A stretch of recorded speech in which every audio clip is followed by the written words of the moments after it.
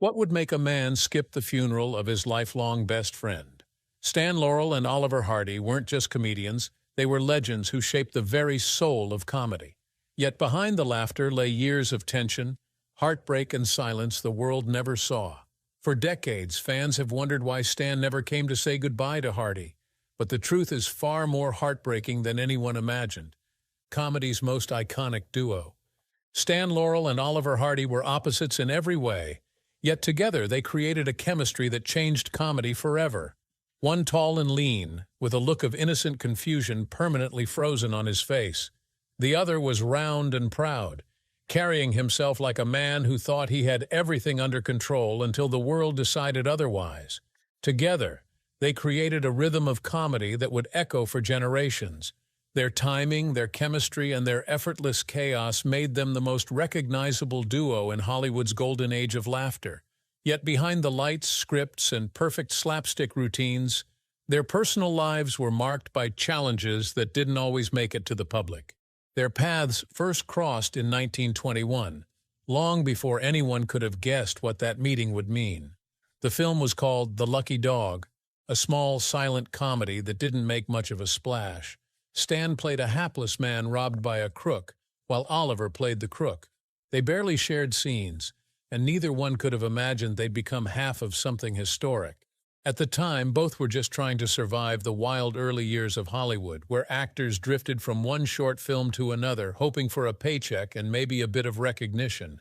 Stan Laurel grew up surrounded by the smell of grease paint and sawdust. His parents ran a theater, and from the start, he was drawn to the stage lights. He joined Fred Karno's vaudeville troupe, the same company that launched Charlie Chaplin into stardom. Stan worked as Chaplin's understudy, watching closely as Chaplin built entire worlds out of small gestures and silence. It was a masterclass in physical storytelling, and even though Stan didn't know it then, those lessons would become the foundation of everything he later created. When the troupe toured America, Stan stayed behind to chase new opportunities in film. He bounced between small comedy roles and directing jobs, never quite landing on who he was supposed to be. But he learned about framing, rhythm, and how a single pause or glance could make a scene come alive. These were the details that would eventually define his genius. Oliver Hardy's world couldn't have been more different, yet somehow it led him to the same destination.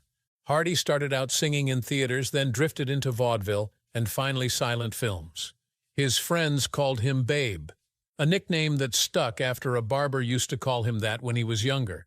He was larger than life, both in presence and in personality.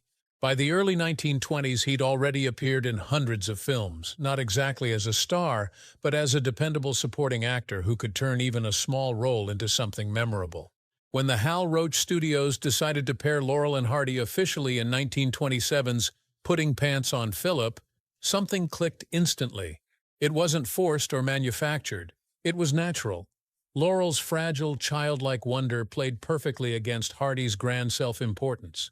Laurel would blink, tilt his head, and look helplessly at the camera, while Hardy would roll his eyes, puff his chest, and try to maintain dignity in the middle of disaster. Their chemistry didn't just work, it became a language of its own. Over the next 2 decades, they built an empire of laughter. They made over 107 films together, and each one was a masterclass in physical comedy. They didn't rely on dialogue or quick punchlines. Instead, they built humor from timing, rhythm, and emotion. Their theme song, the Cuckoo Song, became one of the most recognizable pieces of music in film history. Just a few notes could bring audiences to attention, signaling that chaos and charm were about to unfold. Critics admired their balance, the fool and the frustrated gentleman, 2 extremes orbiting each other in perfect comic harmony. Their fame spread far beyond America. They toured Europe, where audiences adored them as if they were folk heroes. Decades later, in 2005, British comedians voted them the 7th greatest comedy act of all time, proof that their humor had never truly aged. But even legends can't stay untouched by time. By the late 1940s, the world that had once loved slapstick was changing. After the war, audiences craved new and modern kinds of entertainment. The magic that once filled theaters started to fade, and when Laurel and Hardy made their final film, Atoll K in 1951, the cracks were impossible to ignore. The production was a nightmare from start to finish. Both men were in poor health. The script was weak, and communication between the French and Italian crews made everything worse. The result was a film that couldn't live up to their legacy, and for the first time, the laughter didn't feel effortless anymore. It marked the end of an era, not because they'd lost their spark, but because the world around them had changed. Still, even as the cameras stopped rolling, their bond would carry on, through triumph, illness, and heartbreak. And for Stan Laurel, it would lead to one final, unspoken decision that would leave fans wondering for decades to come. Stan's personal battles. Stan Laurel might have made the world laugh, but his own life was often a storm he couldn't control. Away from the cameras, he was a man consumed by work, tangled in complicated relationships, and driven by a need for perfection that rarely let him rest. His troubles often began where his heart did. Stan's love life was a series of bright beginnings that quickly turned into public turmoil. He was married 5 times, though only to 4 women, one of them twice. The pattern was almost cinematic: passion, misunderstanding, and collapse, repeating like scenes in one of his own farces. Before Hollywood knew him as half of Laurel and Hardy, Stan's first great entanglement was with May Dahlberg, an Australian-born actress and performer. They met while working in vaudeville, and for a time, she was his partner both on stage and off. May was bold, unpredictable, and often jealous of Stan's growing fame. She claimed to have come up with the name Stan Laurel, convincing him to change it from his birth name, Arthur Jefferson, because it sounded better for show business. The name stuck, but so did the tension. May's presence soon became a problem for Stan's career. She had a habit of inserting herself into his professional life by interrupting rehearsals, challenging directors, and creating uncomfortable scenes on set. The producers at Hal Roach Studios saw her as a liability, and her reputation began to affect Stan's opportunities. By 1925, the situation had become so strained that producer Joe Rock made a remarkable offer. He reportedly agreed to pay May a settlement, some say as much as $10,000, if she would leave Stan and stay out of the United States for good. She accepted, and for the first time in years, Stan could breathe. But that kind of resolution doesn't erase the emotional wreckage it leaves behind. His later marriages didn't bring peace either. Stan married actress Lois Nielsen in 1926, and for a time, it seemed stable. They had 2 children, but fame and long work hours drove them apart. After their divorce, Stan married Virginia Ruth Rogers, then divorced her, then married Vera Shuvalova, a Russian opera singer, only to return to Ruth again. It was a carousel of affection, regret, and attempts at redemption. He wasn't cruel or distant. He was simply restless, always searching for a calm he couldn't find. Even in his most private moments, Stan's true marriage seemed to be to his work. While Oliver Hardy enjoyed a more relaxed approach to filmmaking, trusting directors and scripts to do their part, Stan couldn't let go of control. He was the creative engine of the duo, not officially credited as writer or director most of the time, but everyone at Hal Roach Studios knew who was shaping the films. He wrote gags, edited scenes, reworked scripts, and constantly reimagined how to make something just a little funnier, a little sharper, and a little more perfect.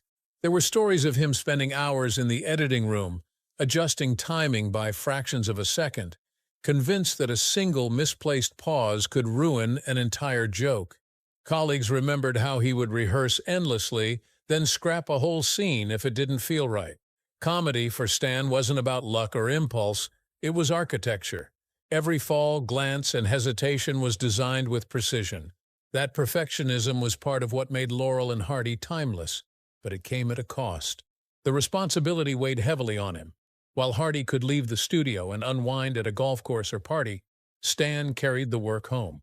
He was constantly sketching ideas, rewriting lines, or calling editors late at night to tweak something that had been bothering him.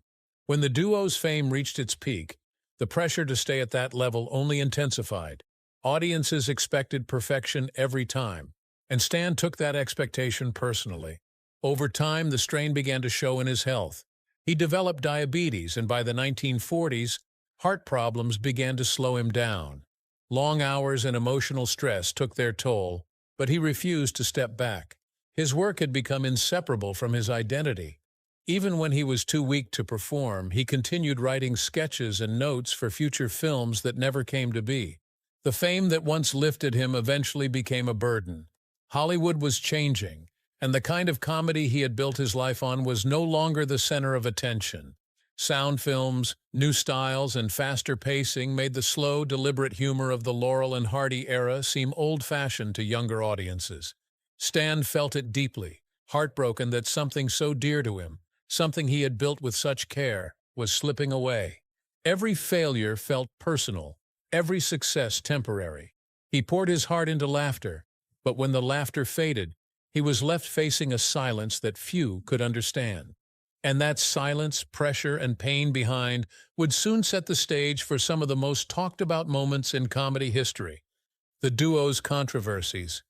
Fame had turned Stan Laurel and Oliver Hardy into the world's favorite pair of fools. But life off-screen was far more complicated than the tidy chaos they created on camera. Behind the charm and comic grace, there were rumors, bad decisions, and emotional cracks that even their closest friends tried to ignore. Stan Laurel had always been the more serious of the two, especially when it came to his craft. But that intensity sometimes spilled into his personal life, where gossip often blurred the line between truth and exaggeration. As the years went by, whispers about his drinking began to surface. Some colleagues said he was struggling with depression, especially during the periods when work slowed down or relationships fell apart. The man known for building perfect scenes on set had suddenly found himself unable to edit the messiness of his own life. There were reports of him retreating from friends, drinking to dull the anxiety that came with both fame and failure. His health was already delicate, and the stress of constant reinvention only made it worse. Insider reports described a man torn between pride in his legacy and fear of irrelevance. Even in his prime, he had been accused of being difficult to work with. Some at Hal Roach Studios said he was too controlling and unwilling to trust anyone else's judgment. He insisted on overseeing every detail, from scripts to props, lighting, and even costume choices. Stan saw comedy as a kind of precision art form, but not everyone saw it that way. Rumors circulated that his perfectionism drove crew members away and sometimes tested Hardy's patience. To some, it felt like tyranny disguised as dedication. Oliver Hardy's life carried its own set of troubles, and while he hid them well under his affable smile, they often made headlines. He was married 3 times, and each marriage seemed to end in heartbreak. His second wife, Myrtle Reeves, was said to have struggled with alcohol, and their relationship became increasingly volatile. Friends recounted arguments that left both of them drained. Hardy, though kind-natured and quick to forgive, often found himself caught in cycles of frustration and guilt. The contrast between his calm demeanor on screen and the chaos at home was stark. Financial troubles also followed him. He was generous to a fault, known for helping friends and spending freely. But his lack of attention to money led to repeated difficulties with taxes. The 1930s and 40s weren't kind to actors who didn't have business sense, and Hardy trusted people who didn't always have his best interests at heart. At times, he owed large sums to the government, and there were stretches where he had to take on smaller or less prestigious work to stay afloat. He rarely complained about it, but it wore him down. Despite these struggles, the public continued to see them as the same 2 lovable men they played on screen. The innocence of their characters had become their shared identity.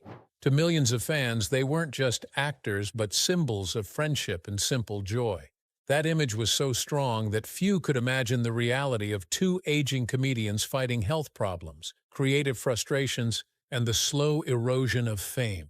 When stories began to circulate about tension between them, audiences didn't want to believe it. They had built such convincing chemistry that the idea of conflict seemed impossible, yet their partnership was never one of constant harmony. They disagreed about direction, about scripts, and about who should make the final call.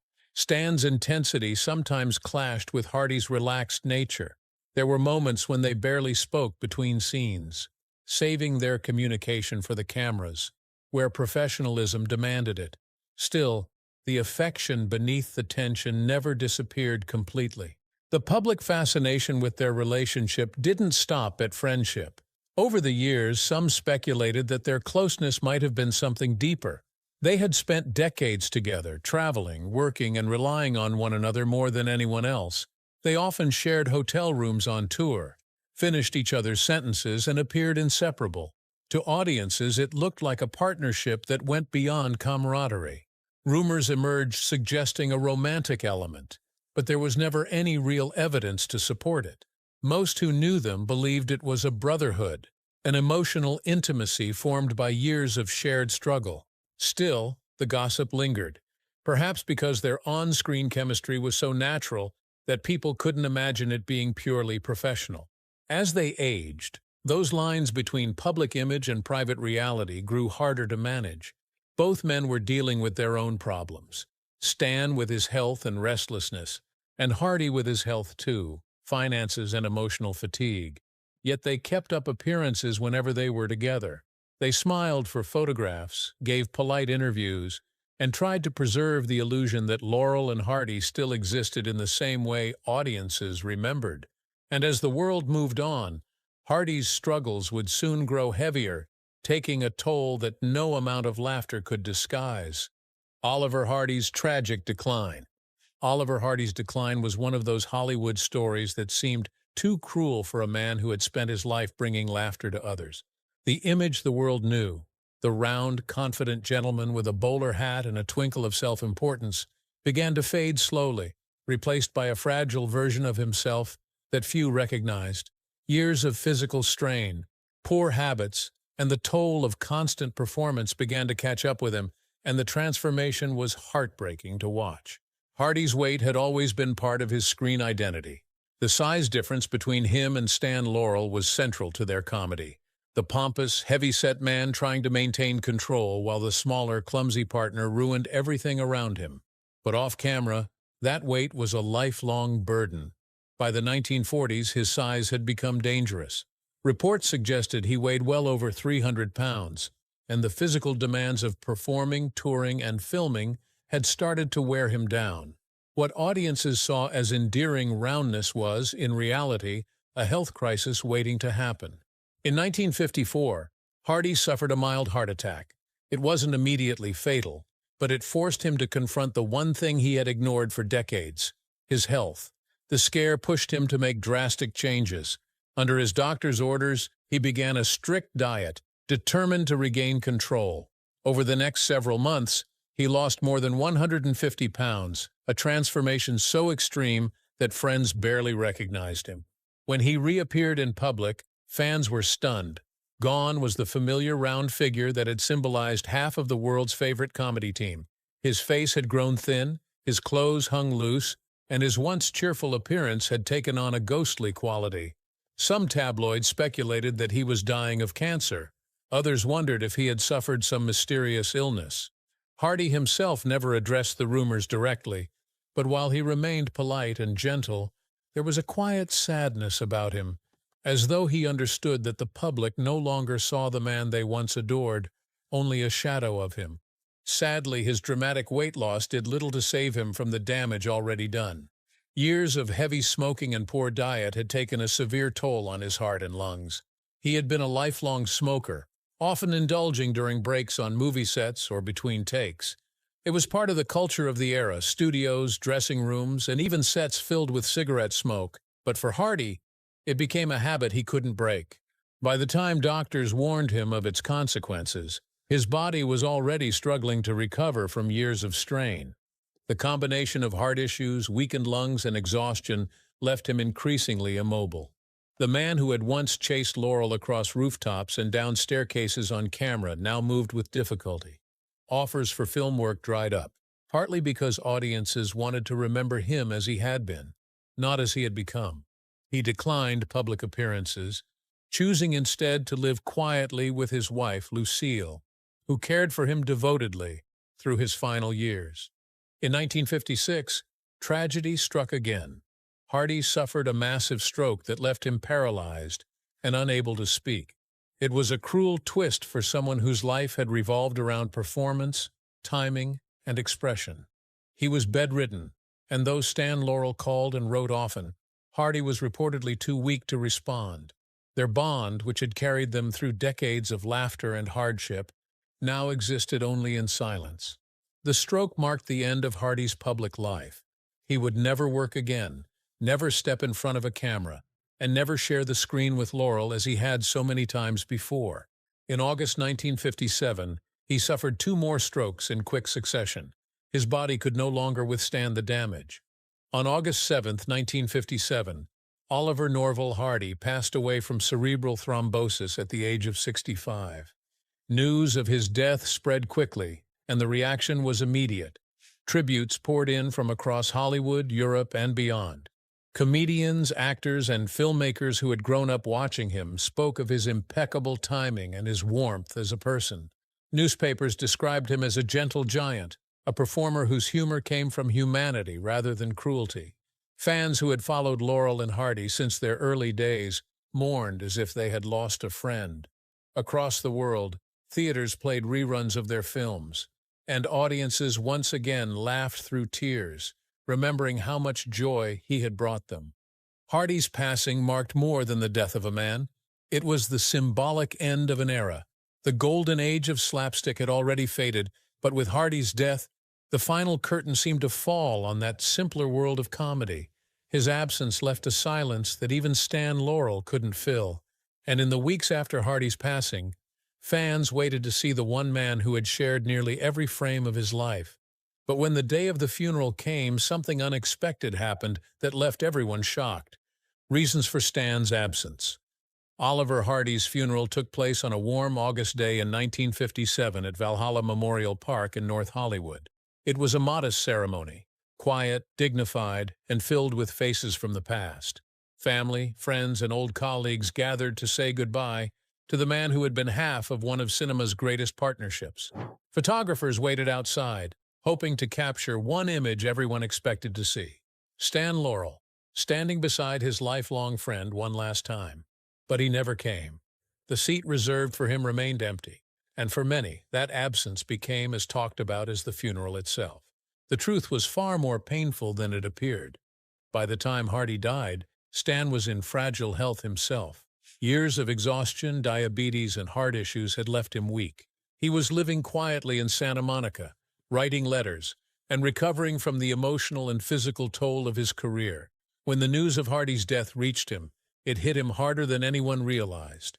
Insider reports later revealed that after hearing it, he was deeply shaken. The loss wasn't just personal, it felt like a piece of his own identity had been taken away. Attending the funeral wasn't a simple matter of choice. In fact, Stan's doctor strongly advised against it, warning that the emotional strain and the physical exertion could trigger another collapse. His body couldn't handle the travel or the stress. Even if he had ignored the warning, he knew he wouldn't have been able to stand through the service. When asked about his decision, he simply said, "Babe would understand." Babe was Hardy's nickname, the one Stan had used for decades. It was how he referred to him, even in private letters. That short sentence said everything about the depth of their friendship.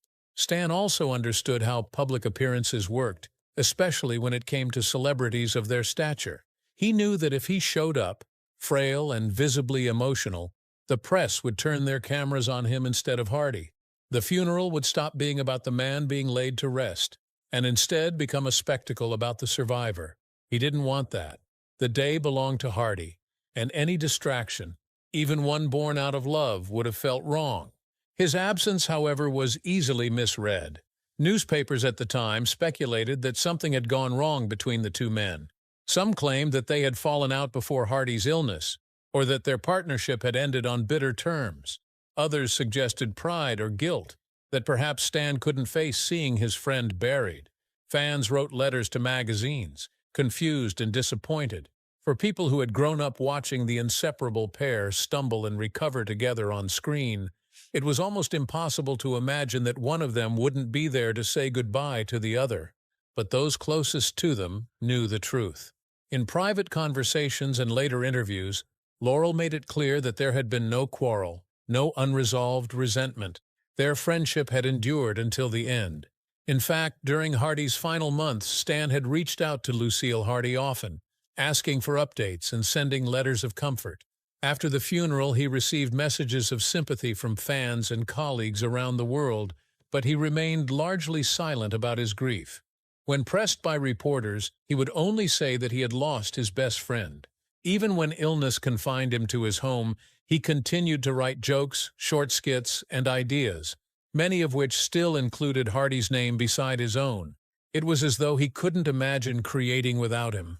Every unfinished idea seemed to end the same way, with Hardy's character waiting just off-screen, ready for the cue that would never come. After Hardy's death, Stan Laurel quietly withdrew from public life. The stage, once his second home, no longer held meaning without his partner beside him. He never performed again, refusing every offer that came his way. To him, Laurel and Hardy had been a single creation, something that couldn't exist with only one half. Instead, he spent his final years surrounded by mementos of their career, photographs, letters, and scripts from films that had defined an era. Even in retirement, he continued to write. Piles of sketches and unfinished scripts filled his desk, each one carrying his familiar touch of timing and simplicity. But he had no intention of performing them. Writing became his quiet routine, a way to stay connected to the craft that had given him purpose. He also answered fan mail diligently, sometimes typing long, thoughtful letters to admirers who had grown up laughing at his work. Visitors were often surprised by how warm and humble he remained, always ready to share stories about Hardy and their years together. In 1961, the Academy of Motion Picture Arts and Sciences honored him with an honorary award for his contribution to film comedy. However, while he was deeply moved by the recognition, he didn't attend the ceremony. Much like the rest of his later life, he preferred to stay out of the spotlight. Stan Laurel died in 1965 at the age of 74 from a heart attack, leaving behind a legacy that continues to shape comedy to this day. He is remembered not only as a pioneer, but also as a loyal friend who never stopped laughing with the one he lost. What do you think? Was there more to Stan's absence? Drop your answers in the comments section below. If you enjoyed this video, don't forget to click on the next video on your screen like this video, and subscribe to our channel for more updates.